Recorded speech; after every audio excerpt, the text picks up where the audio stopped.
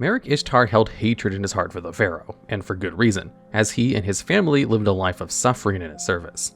Marik, however, refused his unfair fate and set off on a crusade to defeat Yami Yugi so that he could claim the title of Pharaoh and free himself and his family from their duty as tomb keepers. But because of all the pain, hurt, and hatred Marik had endured throughout his childhood, he had also developed a second personality known as Yami Marik, who was even more twisted than the regular Marik and was only held back by the love that he felt for his family. So today, we're going to be looking at Marik and Yami Marik's 10 most important cards, how he used them to torture his opponents, and whether or not they'd be capable of defeating the Pharaoh in the actual TCG. Taking up the mantle number 10, we have Zera The Mant, a ritual monster that, in the anime, was an extremely rare card. In the anime, rarity often coincided with the card's strength, and Zera The Mant, despite not having an effect, had an impressive 2800 attack. But because it's a ritual monster, you need to use its associated ritual spell, Zera Ritual, to summon it by attributing monsters from your hand or field whose level is equal to or more than 8. Regardless, its stats made Zera the perfect boss monster during Yugi's duel with Bandit Keith, where Keith had actually stolen Yugi's Millennium Puzzle and forced him to play for it and couldn't rely on Yami Yugi's help. But all throughout this game, something was off, as Bandit Keith wasn't acting like his usual self. And while he played his regular machine-focused strategy, he also played some new rare cards that seemed quite strange in his deck. The reason for this is because Yugi wasn't actually dueling Bandit Keith. He was dueling Marik, who had been using Keith as a puppet the entire time with the power of his Millennium Rod, which is why Keith's deck was so different, as Marik was a leader of the Rare Hunters, an organization centered around winning, stealing, and counterfeiting rare cards so that Marik could eventually track down all 3 Egyptian god cards to eventually defeat the Pharaoh. And because he had such a surplus of rare cards, Marik would often gift his servants and puppets with powerful cards so they could use them against his enemies. In the case of Bandit Keith, Marik had gifted him Zera The Mant, whose monstrous stats made it extremely difficult for Yugi to deal with, especially when paired with Keith's cheating tactics. In fact, it was so powerful that Zera almost won Marik the duel, as while Yugi eventually destroyed it, Zera's Rampage took down Summit Skull and Dark Magician, both of Yugi's ace monsters. Thankfully though, Yami Bakura interfered with the power of the Millennium Ring, which caused Keith to struggle against Marik's control, leading to one of the most terrifying moments of the series, where Keith ended up smashing the puzzle into pieces, and accidentally set fire to the warehouse, forcing Yugi to attempt to build the puzzle from scratch as the flames grew around him. But if it hadn't been for Yami Bakura, the uncommon power of Zera could have potentially led to Marik's victory. However, in the TCG, Zera The Mant is a lot less powerful than its anime counterpart. Zera's stats are fairly impressive, but the fact it doesn't have an effect makes it ineffective at being anything but a decent beatstick.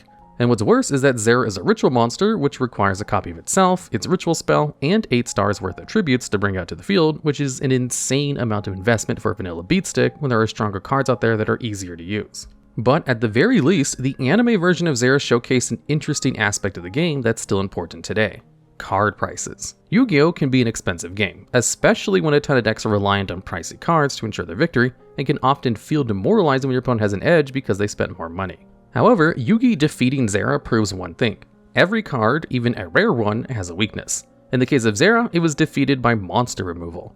But if you happen to face a similar rare card, common staples can sometimes be enough to defeat even the most expensive decks out there. So while it's definitely a shame that Zera isn't as much of a threat in the TCG, its rare status not only helped to establish Marik as the leader of the Rare Hunters, but its defeat also helped to show that a card's worth isn't tied to its price. And if nothing else, that's a really cool part of the modern game, as if you have the right knowledge of the meta, you can deck build to defeat pricey strategies with cheap cards.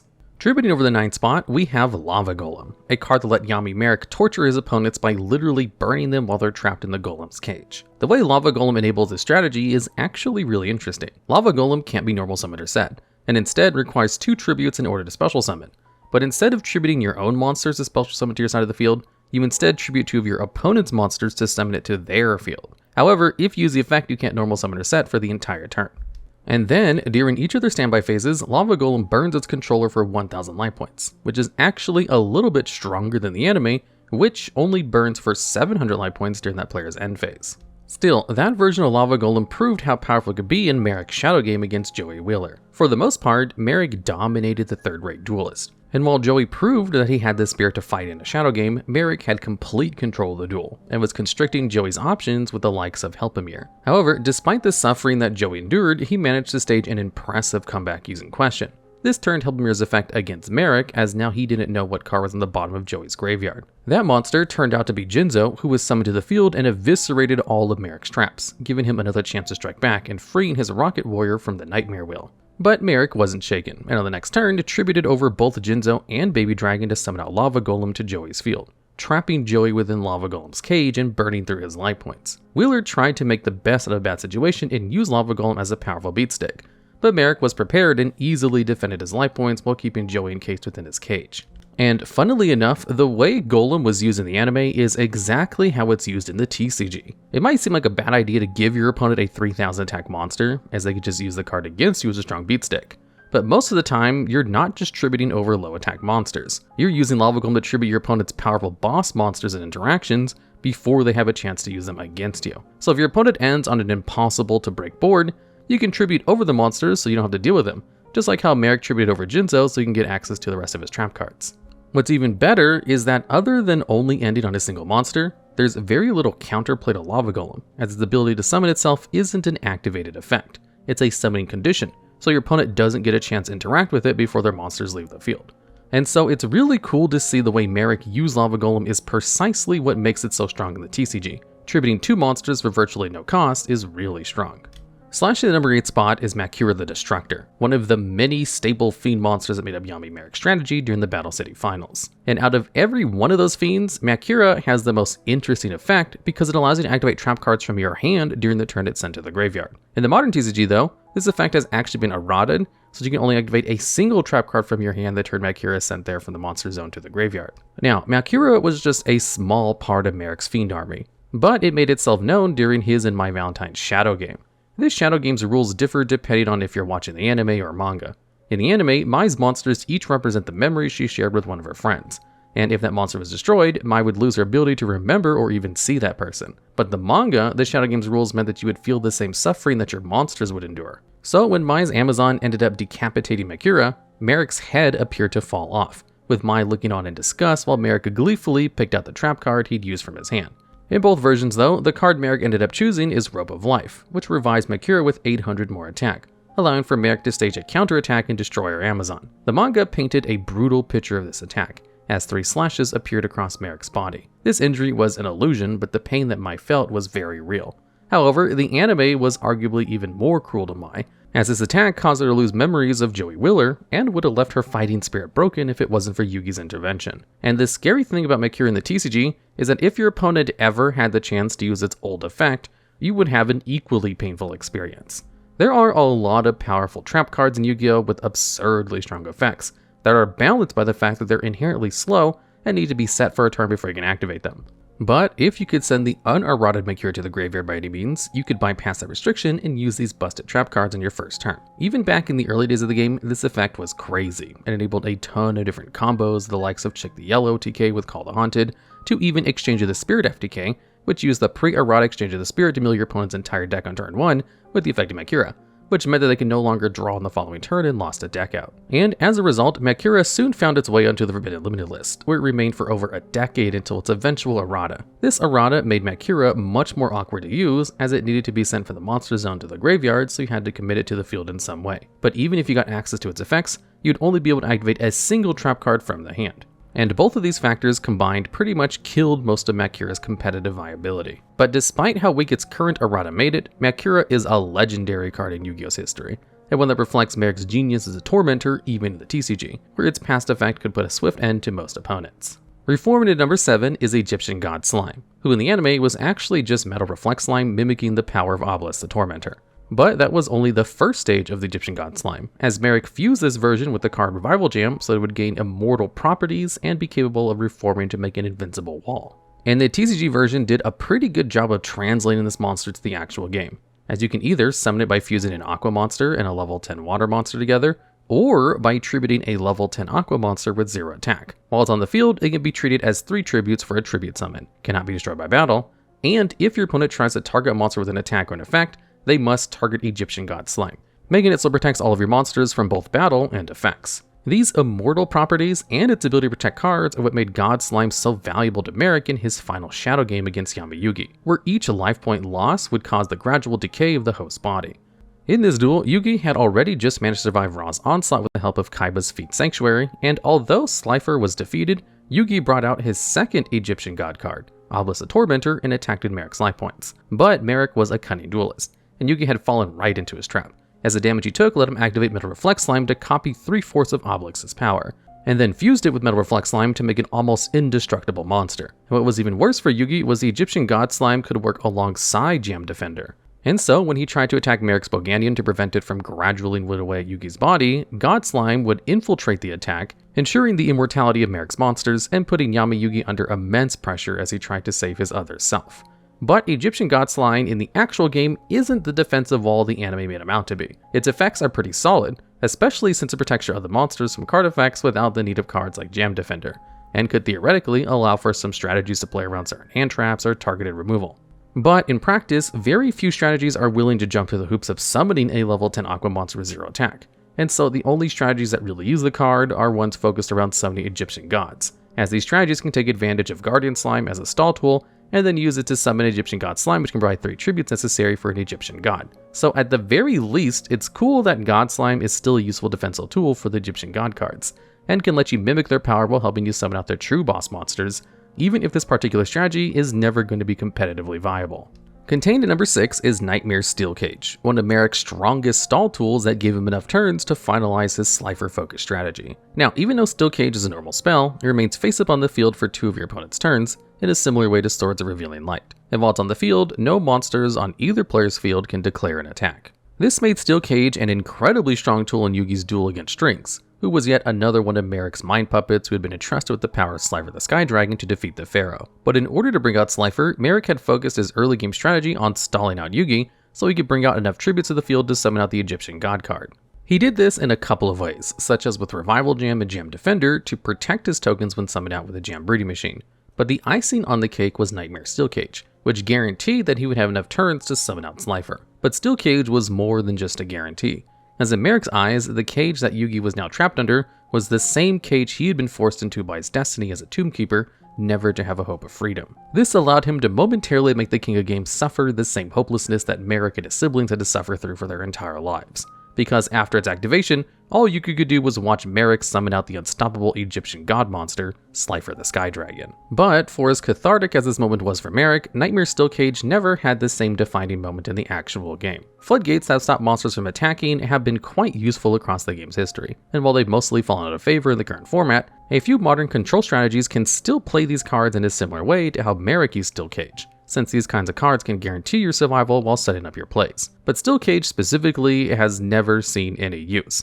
And the reason for that is because while its attack prevention can be helpful, there are a ton of similar cards that do what Steelcage does, but better. With the best example being Swords of Revealing Light, which is purely just a better version of Steelcage that lets its controller monsters attack and stay in the field for a whole extra turn, making Steelcage pretty redundant. Which is definitely a shame because the anime made Steelcage look as restrictive as Marik's past by literally trapping the Pharaoh and all of his monsters beneath it. But at the very least, you can still technically use Steelcage as an option to prevent your opponent's attacks, just like Marik. But if you want to stall long enough to summon an Egyptian god, there are better tools available. And crashing at number 5, we have Meteor of Destruction, a card that was deemed so powerful that Kaiba actually banned it for official Battle City tournaments. And the reason why is because Meteor is a burn card capable of inflicting 1000 damage to an opponent, but you need to pay 500 life points to activate it. Although the TCG version of this card is a lot weaker, because while you don't need to pay a cost, your opponent's life points need to be 3000 or more to activate it, so it could never be used to finish off an opponent.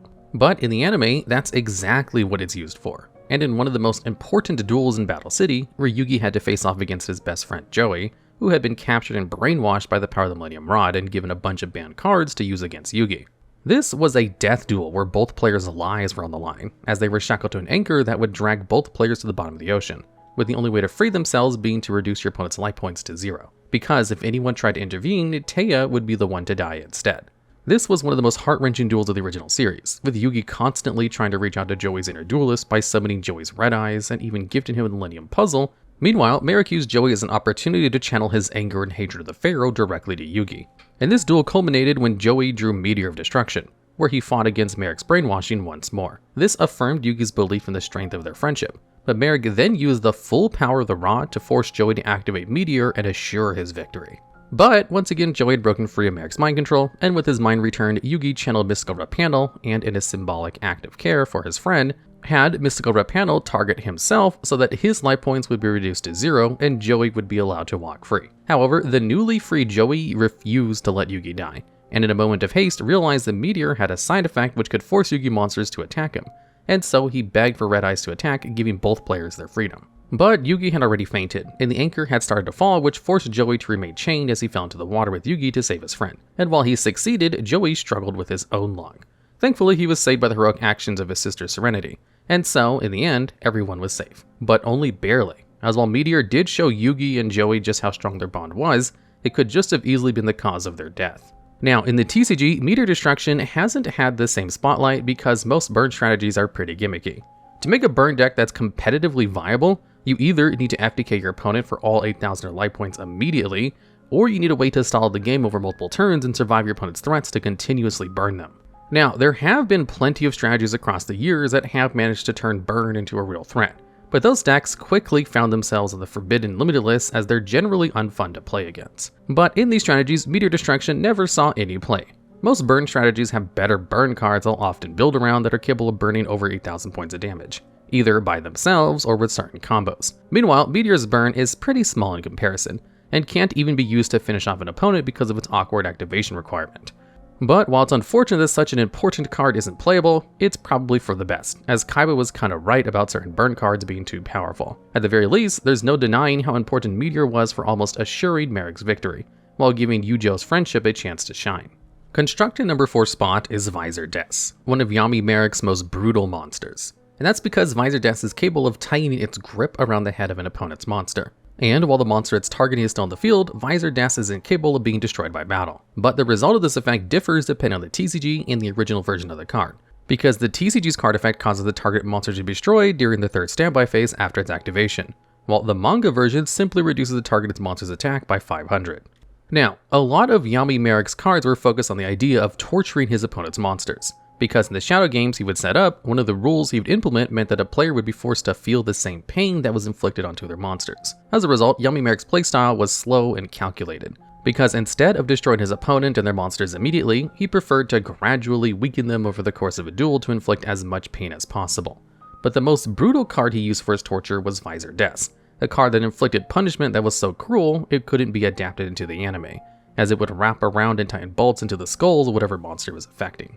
This made it a terrifying creature every time he played it, such as in his duel against Joey, where Viser Des ended up being replaced by Plasma Eel in the anime. However, the most frightening use of Viser Des was in its first appearance in Marik's shadow game against Mai Valentine, where it not only persecuted Mai's monsters, it tortured her directly, binding her alongside Viser's shock and holding her in place for the Winged Dragon of Ra's attack. But if you watch the anime, the cards that held Mai in place as Ra attacked were holding arms and holding legs, which were notably less cruel but still left Mai just as hopeless. Thankfully though, it's a lot harder to torture your opponent with cards in the modern TCG, especially with Viser Des. Its effect has always been quite slow, as it needs 3 of your standby phases to destroy a monster, and while it can't be destroyed by battle, it gives plenty of time for your opponent to figure out how to clear it from the field before its effect has a chance to be useful. However, one of Marik's torture devices did actually see competitive success, holding legs, which upon its release became a side deck staple for pendulum strategies, as a way to clear away your opponent's set spell and trap cards before you committed to your plays, as it was pretty much just a giant Trunade on legs. And like giant Trunade, once it activated, your opponent is forced to immediately use their back row, because if they don't, they're returned to the hand and you can perform your plays without worrying about their potential interruptions. And so while most of Marik's cruel devices have never seen competitive success, it's actually pretty cool to see holding legs was strong in the TCG in the exact same way that Marik used it, by clearing away my spell and trap cards in preparation for his boss monster. Oozing into number 3 is Revival Gem, Marik's most iconic slime monster that was an integral part to both his and Yami Marik's strategy. And that's because Revival Gem represented one of the themes of Marik's decks incredibly well, immortality, as whenever it was destroyed by battle, it would simply reform back to the field. In the TCG, this is represented by Revival Gem summoning itself back from the graveyard during next standby phase after it's destroyed by battle, if you pay 1,000 life points. But in the animated manga, Revival Gem will regenerate immediately, acting as an unkillable defensive option, a feat that was put on display in Yugi's duel against the Marik-controlled strings. In this duel, Marik was determined to defeat the Pharaoh and knew that by summoning out an Egyptian god card, Yugi would be left virtually defenseless.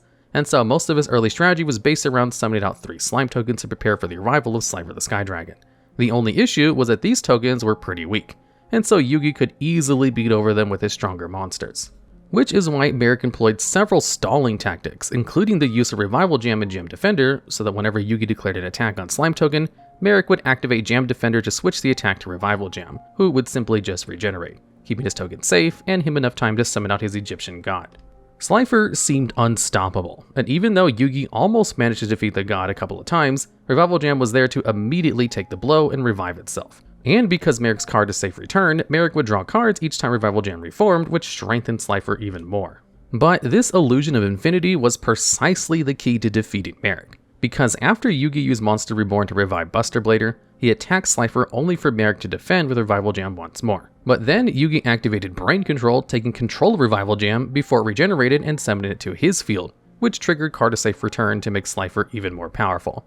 And then this forced Slifer's second mouth attack to activate, which destroyed Revival Jam again, only for it to regenerate back to Yugi's field once more and activate card of safe return, forcing Marik to draw and Slifer's second mouth to activate to destroy Revival Jam again, forming an infinite loop. And so, even though Slifer's attack strength grew over 20,000, it couldn't attack, and Marik was forced to draw more and more cards each time Revival Jam was brought back, until he had 0 cards in his deck and couldn't draw anymore, winning Yugi the duel, and giving him his first Egyptian god card. Funnily enough, the way Yugi defeated Marik in this duel is still fairly common, as in Master Duel, if you're locked under the effects of Max C, you could choose to give your opponent infinite cards by special summoning as many times as possible to leave them with nothing in deck. However, Revival Jam isn't likely to be involved in this process, as its CG effect is a lot slower and weaker than its anime version. But at the very least, one card from Marik's infinite combo did see play, so much play that it ended up on the Forbidden Limited list in 2009, where it's remained ever since, Card of Safe Return. Because while this version of the card only drew 1 instead of 3, the effect had no once per turn. So if you were a deck that could easily revive monsters from the graveyard, you could just keep drawing cards again and again to get a ton of card advantage for free, which can be game-winningly strong, especially by today's standards where reviving cards from the graveyard is a pretty common occurrence. So it makes sense that this part of Marik's Jam strategy was the one that ended up on the ban list as an easy-to-use generic tool that, for some strategies, is basically a better pot of greed. The same can't be said for Revival Jam though, because while it led to one of Yugi's most iconic victories, it'd be impossible for the TCG version to be useful to either Marik or Yugi in the same way. Reviving into the number 2 spot is Monster Reborn, one of Marik's most feared cards, which makes sense as Monster Reborn effect is incredibly strong, allowing you to target a monster in either player's graveyard and special summon it to the field. But Yami Marik only ever had one monster in mind when using Monster Reborn, the Winged Dragon of Ra. Now, this might seem like a bad idea at first, as Ra would be summoned with 0 attack points and be forced to return to the graveyard during the end phase. But Yami Marik could read the entirety of Ra's hieratic text, which told him of Ra's secret ability. The first ability was known as point-to-point transfer, and allowed for Marik to pay all but one of his life points to transfer every point paid into Ra's attack strength, effectively fusing with the god card and allowing for Marik to perform a one-turn kill. But Ra also had a third litany which paired excellently with Reborn, Egyptian God Phoenix, which could only be used when Ra had been revived from the graveyard, and let Marik incinerate his enemies by paying 1,000 life points. These two modes put Ra above even the other Egyptian god cards. It made Reborn a genuine threat. So much so that by the end of Battle City, most of Marik's strategy was around using cards with cards like Left Arm Offering to find Reborn as quickly as possible, and Dark Spell Regeneration so he could use Reborn from the graveyard. And in the TCG, Reborn is just as powerful as Marik made it out to be, but not for the same reasons. Summoning a monster from the graveyard is generally a strong effect for a card to have, as it gives you a way of using cards in the graveyard as a resource, which is why a lot of modern strategies have their own archetypal ways of reborning a monster. But very few archetypal reborns can match the strength of the original, with its main upside being its versatility and what it can revive, which was especially strong in the early days of the game, where you could either revive your own boss monster or use your opponent's cards against them. And even in the modern day, Reborn is deemed to be so powerful that it's still limited to 1 copy, as it's an amazing extender that can either help play through certain hand traps or help to build an even stronger board. Overall, Marik's obsession with Monster Reborn was justified, as it's an amazing card that can be a boon in almost every deck, but it's rarely ever going to be used to summon out an Egyptian god. Speaking of which, great beast of the sky, please hear my cry. Transform thyself, orb and sun, and on this list to be number 1. Envelop the channel with your glow and show your text so we may know. Unlock your effect from deep inside so our brains may grow wide. Appear with flame as I call your name, the Winged Dragon of Ra. Now, these weren't exactly the sacred words used to summon Ra, but in the anime, Ra's chant was an incredibly important step in actually summoning the card, because if you couldn't, Ra would just remain in its sphere mode. The anime and TCG versions of these cards have some major differences, but the things they both have in common are they both need 3 tributes. Its point-to-point transferability, and its Egyptian god Phoenix effects, which allows you to pay 1000 life points to send a monster on the field to the graveyard. But in the anime, Ra being an Egyptian god gave it access to a ton of powerful protections, and even an extra effect which allowed it to gain the attack and defense points of the monsters used for its tribute summon. But it's all of these effects combined that made Ra a near unstoppable force, and one that was deadly in Marik's hands. Ra was his ultimate monster and was game-ending almost every time it appeared in any one of its forms. Whether in the sphere mode that allowed for Marik's victory over Mai, as an immortal phoenix that almost killed both Makyura and Joey, or as the sun god Ra who Yami Marik would fuse with to launch all of his hatred directly towards the Pharaoh. But Ra was more than just a regular monster, it was a god, whose rage could be cast into those that misused the card. Such as Marik's adopted older brother, Odeon, who was forced to use a counterfeit copy of Ra in his duel against Joey Wheeler. The counterfeit copy enraged Ra, and caused it to launch its judgment directly into Odeon, causing him to fall into a coma. And Odeon was the last bastion that was holding back the twisted alter ego that had been born after the tortured Marik endured to become a Toonkeeper. The same alter ego that killed Marik's father.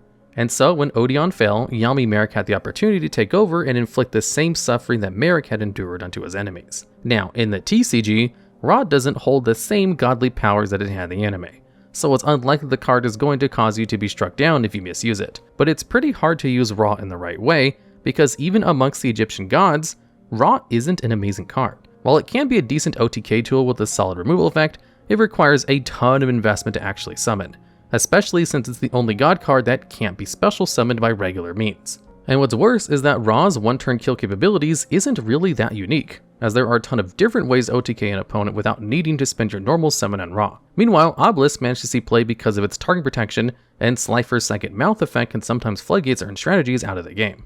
However, there is one form of Ra that's actually become a staple of modern strategies and played in a ton of different side decks as a way to easily clear the field of your opponent's monsters. The Winged Dragon of Ra, Sphere Mode. Because Sphere Mode can let you normal summon it to your opponent's side of the field by tributing their monsters, essentially forcing them to summon Ra without knowing the chant. This replaces your opponent's boss monsters and interactions with a ball that does virtually nothing, and is capable of breaking an opponent's entire board by itself. Not every deck can run Sphere Mode because it requires you to give up your normal summon to use, but any deck that can play Sphere Mode should, as it gives you a tool to make going second incredibly easy, and was once so feared that people were once even willing to play the original Ra in their deck just so they could actually use the ball for something. Overall though, it's genuinely cool to see that such an important monster from the anime has managed to become one of the most feared going second staples in the modern age, with a status that's lived up to its game-ending nature, letting your opponent feel Ra's judgment, even if it's not in the form that most people expected. Alright, and that's the list. This will probably conclude our look at the duel monsters for the time being, as we've covered most of the iconic duelists from the series. The next anime-focused video will start looking at some of the more important cards of characters from the next generation of Yu-Gi-Oh!, otherwise known as Yu-Gi-Oh! GX. So if you know of any GX characters you'd like for us to cover, or think we've missed anyone important from duel monsters, please let us know down in the comments below. And remember to like the video, subscribe if you want to keep updated on future videos, and thanks for watching.